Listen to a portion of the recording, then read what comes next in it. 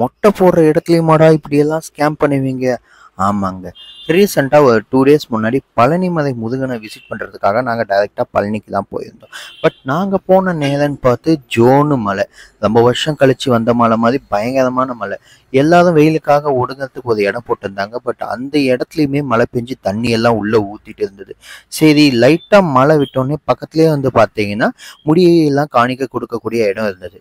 அங்க போய் பார்த்ததுக்கு எல்லாமே ஃப்ரீ தர்ஷன் ஐ மீன் ஃப்ரீ தான், உங்களுக்கு ஃப்ரீ டிக்கெட் தான், ஃப்ரீ தான் மொட்டை அப்படின்ற மாதிரி போட்டிருந்தாங்க. பட் வெளியவே வந்து பார்த்தீங்கன்னா கிளியரா ஒன்று மென்ஷன் பண்ணியிருந்தாங்க. இந்த மாதிரி யாருன்னா ₹100 கேட்டாங்கன்னா இதுக்கு முன்னாடி ₹100 கேட்டவங்களுக்கு கேஸ் போட்டிருக்காங்க, அவங்களோட உரிமை வந்து ரத்து பண்ணியிருக்காங்க அப்படின்ட்டு.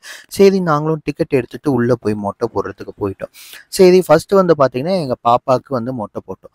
மொட்டை போட்டு முடிச்ச உடனே பார்த்தீங்கன்னா காணிக்கை கொடுங்கன்னாங்க. சரி அவங்க மொட்டை போட்டதுக்கு நம்ம எதனா கொடுக்கலான்ட்டு ஒரு ₹50 கொடுத்தோம். கொடுத்ததுக்கு இல்ல ₹100 கொடுங்க அப்படின்றாங்க. நான் டைரக்டா கேட்டேன், எதுக்கு ₹100 கொடுக்கணும் உங்களுக்கு அப்படின்னதுக்கு, இல்ல காணிக்க அப்படின்னாங்க. காணிக்கனா அது நம்ம இஷ்டம் தானே அப்படின்ட்டு இல்ல ஒத்துக்கல, யாருமே ஒத்துக்கல. இல்ல நான் கொடுத்த காசு வாங்கல, சரின்ட்டு நானும் கொடுக்காம வந்துட்டேன். அடுத்து வந்து எனக்கு வந்து மொட்டை போடுறதுக்கு போயிருந்தோம். அந்த இடத்துல வந்து பாத்தீங்கன்னா இவரு ஆக்சுவலி என்னை வந்து எனக்கு மொட்டை போடுற இடத்துக்கு யாருமே அக்செப்ட் பண்ணல. ஒரு 2, 3 பேர் வந்து இல்ல நீங்க அங்க போங்க அங்க போங்கன்னு ஃபர்ஸ்ட் அலைய வச்சுட்டு அதுக்கப்புறம் ஒருத்தர் கூட்டிட்டு போய் ஒரு இடத்துல விட்டாரு. அந்த இடத்துல விட்ட உடனே அவர் எதுவும் பேசல. ஃபர்ஸ்ட் எல்லாமே வந்து பாத்தீங்கன்னா தண்ணியெல்லாம் தெளிச்சு மூஞ்சில, அப்புறம் தலையில, ஏன்னா தாடி கீடி எல்லாமே எடுக்கணும் இல்லையா, மூஞ்சில தலையில எல்லாமே தண்ணியெல்லாம் தெளிச்சுட்டு கிளியரா வந்து மொட்டையெல்லாம் போட்டு முடிச்சப்போ தான் சைலண்டாவே இருந்தாரு. சரி மொட்டை போட்டு முடிச்சப்போ தான் நம்ம வந்து முடியை வந்து கொஞ்சமா எடுத்துட்டு போய் பக்கத்துல முடி காணிக்க செலுத்தும் இடம் இருக்கும், அதுல வந்து போட்டுட்டு அதுக்கப்புறம் வந்து கேட்டாப்படி நான் வந்து காசு ஒரு ₹50 கொடுத்தேன். அவருவே என்ன பண்ணாருன்னா, இல்ல ₹100 கொடுங்கன்னாரு. இல்லங்க காணிக்கன்றது நாங்களா கொடுக்கறது தான், நீங்க வந்து வாலண்டரியா எதுவும் கேட்க முடியாது, வேணும்னா வச்சுக்கோங்க இல்லைன்னா வேணாம்னா விடுங்கன்னதுக்கு சரி அதை மட்டும் கொடுங்க அப்படின்னாங்க. ஆக்சுவலி இந்த மாதிரி வலுக்கட்டாயமா வந்து ₹100 கொடுங்கன்ட்டு நிறைய பேர் வந்து கேட்கறாங்க. இந்த மாதிரி ஒரு மோசமான அனுபவம் உங்களுக்கு எங்கன்னா ஏற்பட்டிருக்கா? அதுவும் மெயினா பழனிக்கு போற இடத்துல தான் இந்த மாதிரிலாம் ஏற்படுது நிறைய பேத்துக்கு.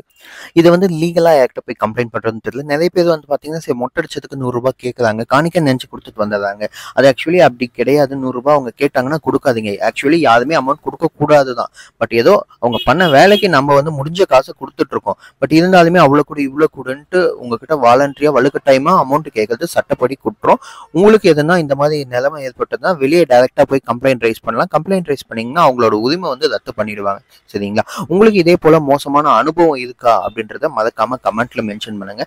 எனக்கு இது வரைக்கும் பாத்தீங்கன்னா 3 வருஷம் நான் போயிருக்கேன். 3 வருஷமே இந்த மாதிரி வந்து அனுபவிச்சிருக்கேன். சரிங்களா? இதே போல மோர் இன்ட்ரெஸ்டிங்கான வீடியோஸ்க்கு நம்ம சேனலை வந்து சப்ஸ்கிரைப் பண்ணி வச்சுக்கோங்க. உங்களோட மோசமான அனுபவத்தையுமே நம்ம சேனல்ல கமெண்ட்ல மென்ஷன் பண்ணிட்டு போங்க. தேங்க்ஸ் ஃபார் வாட்சிங். Bye by.